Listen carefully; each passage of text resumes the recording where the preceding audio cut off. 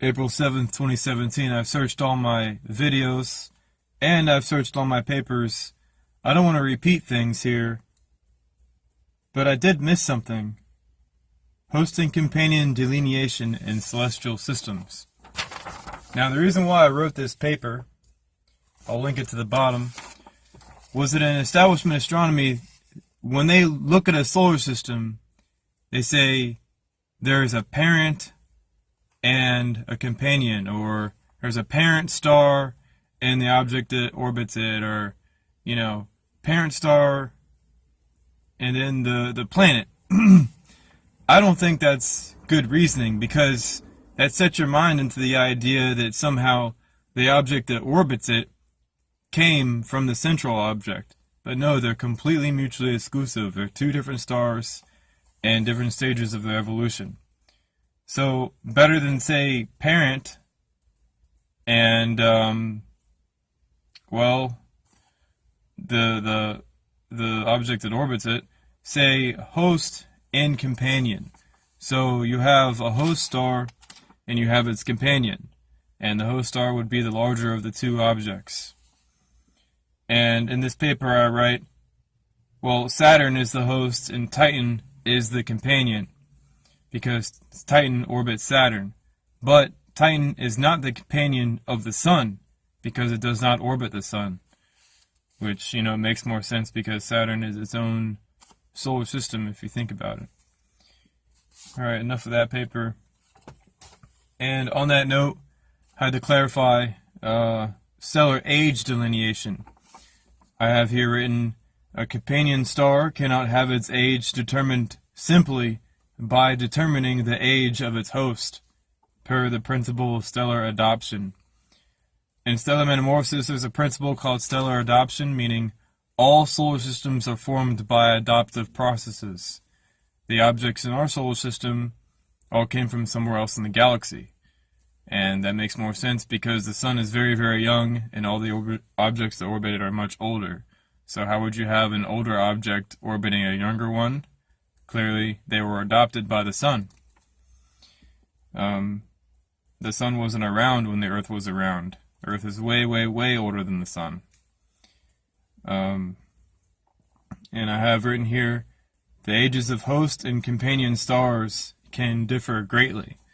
So, in establishment astronomy, what they do, also, they look at stars and they assume, using their theories, that all the objects orbiting it are the same age as the central object, which really throws things into murky waters when you have binary systems orbiting other binary systems, and you have planets in the mix among those, and everything's completely chaotic. Which one is the parent star now? It doesn't make any sense. The protoplanetary disk model is what they're using, and it doesn't work at all. And now if you're written, this means that we can theorize the age of a star, but cannot theorize the age of the objects which orbit it based on that premise alone. You actually have to look at the object to determine how old it is. Clarifying the ages of objects which share relative locales is questionable in terms of the solar system adoptive processes. As well, it means that if a star is 100 million years old, then it can have objects orbiting it in excess of 1 billion years. It is probably suggested that the rule of thumb of stellar age delineation is that old stars orbit younger ones, the younger ones being the more massive, hotter ones. And that's a general rule of thumb. There could be younger stars which have had their atmospheres ripped away considerably, orbiting a much younger, hotter star, bigger star that hasn't had its, or much older star that hasn't had its atmosphere ripped away. So, of course, it's a rule of thumb in this case. But for the most part, older stars orbit younger ones. Most definitely. And the reason why they use the relative locale theory is back in the 70s, and I remember Holtz and Arp talking about this, is if you're going to determine the age of something, you have to look at the objects around it. And those objects, by default, in their theories, are the same age because they're all in the same locale, they're in the same area. But that's not the kind of mentality that astronomers need to use in the 21st century. We need to realize that the solar system and the galaxies, they mix, they collide, they mix and match, they adopt each other, they throw things into complete chaos. The idea in the 70s and 60s is that everything is mechanical and it's all perfect and it never changes and everything can be explained with mathematical formulas. That's not the way it's turning out to be. The solar system and the galaxies are turning out to be incredibly chaotic, and the mathematicians are very upset with that because chaos isn't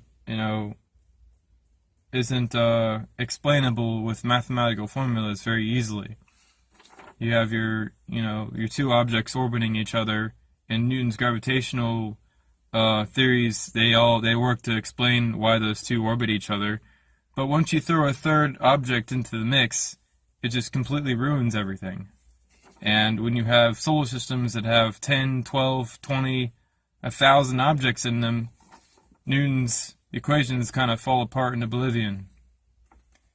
And that's why it's important to have an actual theory based off of what you're looking at versus what the mathematical formulas say. So you have mathematical formulas where the orbits can't change, and you have a theory that allows them to change and allows them to be their true state, which is very, very chaotic on longer scales.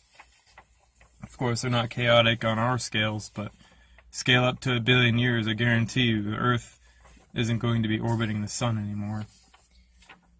Alright, y'all, I made this talk long enough. I'll go ahead and link this paper to the bottom of the page. Later.